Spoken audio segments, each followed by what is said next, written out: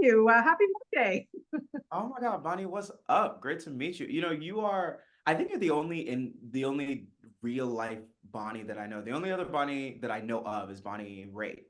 Okay. She's, Well, yeah. Have you now ever we're met her? pals. It's all good. And you can say you have a friend named Bonnie. So it's all good, Ollie. I have to say, I think you're my first Ollie friend. So we're even. Listen, and the only other Ollie I know is there's Ollie Murs and then there's the Ollie Vitamins. They have taken all of my domain names and Instagram handles. So, That sucks. We have to do something about it. yeah. Well, listen, congratulations. My goodness, here we are.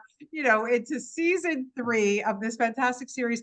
And I think that with each season, it is amassing more fans. Like, I think there's just more and more people, finding it and watching it and then zooming in and watching and then getting on board for season three. What do you think the show has become so successful? What's your opinion on that? I think what's so interesting and special about this show is with our third season, I really do feel like the show's matured, right? Where everyone has their own storylines. It feels less and less like so much of the show, right, in its heart, it comes from the Fresh Prince, and so there's the nostalgia factor of like, oh my God, the Fresh Prince, oh what's that? But also there's the fear of what are they going to do with this new version of it, and Right. how are they going to tackle a lot of those issues? And what we've really found in this show is this great middle ground between paying homage to the classic show that everyone knows and loves, but also Yeah. breathing a new life into it and adding new stories that feel relevant to the youth and to people's lives today. And so I think as fans keep discovering that, they feel more and more at home in the show. For sure. And I was going to talk about this later, but let's do it now because when you talk about the original show, what I like so much about this one is so many of the OGs are on board for this season, for the series, right? So, we've had so many people drop in, and this season we have the actor who played Jeffrey. I mean, how cool is that to be on set and kind of see, for you to have the counterpart of Alfonso Rivera. I mean, come on, so too cool, right? But also just seeing some of the OGs and how they're so on board. I think that's wonderful. It feels like such an honor. I mean, from the beginning of this process, we've been so aware, and it's something that Morgan Cooper, our creator, says. He's like, "Y'all, we're standing on the shoulders of giants." And when you say that, a statement like that feels daunting, but then to know that those giants are there with us, right? To come on to set and see Joseph Marcel, walking from his trailer, and he's like, "Oh, hey there, Ollie, how's it going?" I'm like, "Oh my God, you know my name." Even just in general, when I'm out and I'll see Tatiana Ali and like we hug each other and it feels like she's an aunt. You know what I Yeah, mean?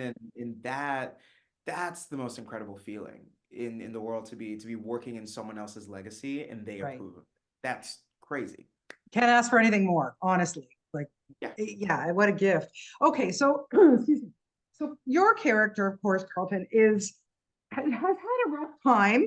No surprise for the last two seasons. He's been through some stuff. So twofold question here. What has it been like to kind of explore that and then, learn from that and then bring, show this because you've got people who are watching who can really relate to him and then bring it into season three and lighten it up a little Mm. That I think the change to Carlton was probably one of the biggest, and I would say most controversial aspects of the first season. And I mean, everyone came into the show knowing this happy-go-lucky Tom Jones singing and dancing character, and bit. then Right. you see this character that's much darker and dealing with so many more serious things. But I think really as of halfway through season one, I think fans really had a moment of, wait a second, we resonate with him, right? These are, issues of addiction, of substance abuse, of mental health. Yeah. These are things that kids are really, really going through in school. And with me and the writers, we had a really, really long conversation and many conversations about, the audience is gonna love Carlton, but I think having Carlton earn that love makes that love mean more. And so we're in a third season now, and Carlton has been through the trials and tribulations of his substance abuse, and he's come clean to the school. He's admitted that he's a drug addict, and season three starts. He's 30 days after rehab, after Yes. starting rehab. And we get to see a side of Carlton that's much lighter. I always joke, oh my God, I finally get to be funny again, because I'm a Yeah. pretty funny. Like I love to smile. Carlton does not smile.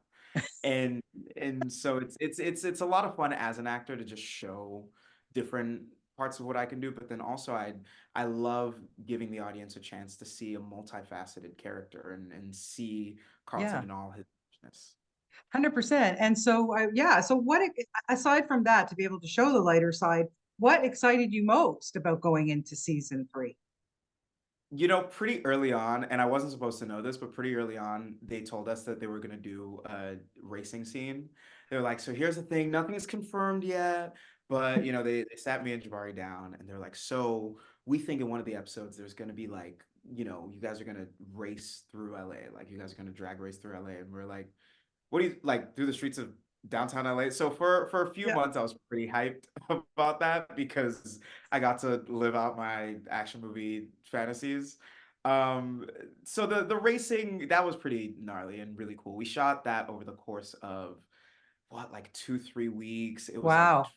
seven different set pieces because you have the racing part in the beginning of the race and then the inside of it was incredible. It was one of the coolest Yeah, experiences. technical. Yeah, there's a lot to show there. Yeah, no, that's very cool to be able to do that. And and it's funny because when you watch the series, a lot of this hinges on the relationship, obviously, between Will and Carlton and what goes on there.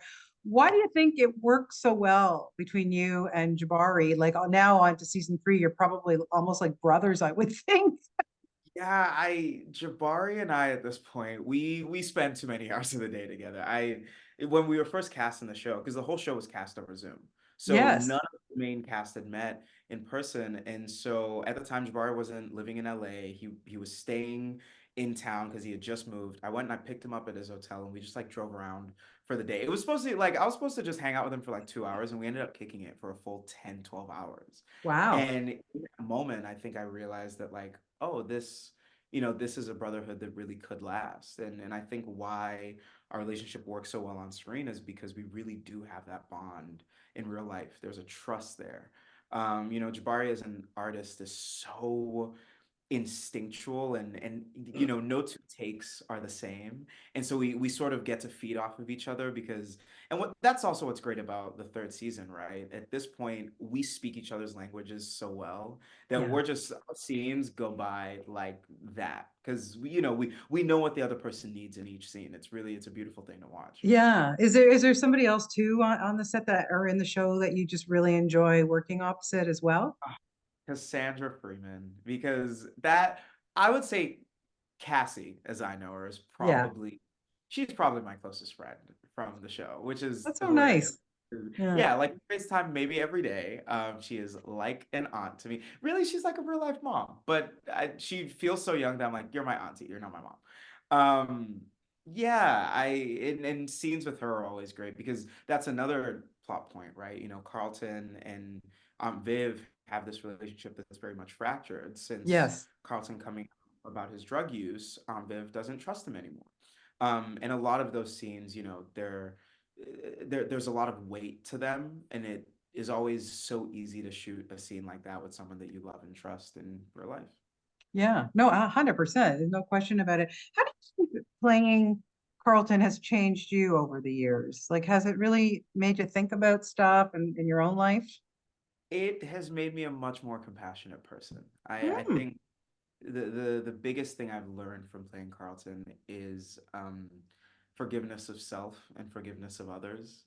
I think in my life I'm a very impatient person in that I like things when I want things when I want them and I want it now, Sure. but I think playing Carlton is really taught me an empathy for you never know what people are going through. And I think that whole first Yes. season we meet this character that does seem, he seems moody, he seems crass, he's elitist. And as you peel back the layers, you find out that, he's dealing with so much, and that's the reason that he is who he is. You have to have a sense of compassion to not only watch that and empathize with it, but to play a character like that too. Yeah. Yeah, for sure. Of course, you are a very talented musician as well, as we see from your guitars behind you, and it looks like a little recording studio back there. Yeah, Um, this is my studio. This is where I do all my interviews. It's just, that's amazing. No, that's fantastic. What's going on with that? And how do you fit all that in, after you're shooting and you're probably tired at the end of the day and you're like, oh no, I got to get into my music. Like, does that calm you? Is it a whole different muscle? Tell me a little bit about how you get to work that in.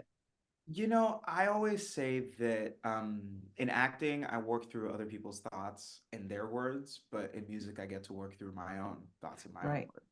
And so, yeah, it feels like completely different muscles, right? In acting, I'm here to do one job, and there's so much around me. But I think what I love so much about music is that I do have control over the world that I'm creating, right? Over the artistic and sonic world that I'm creating. It really is. It's me and these instruments and these sounds and the lyrics that I write.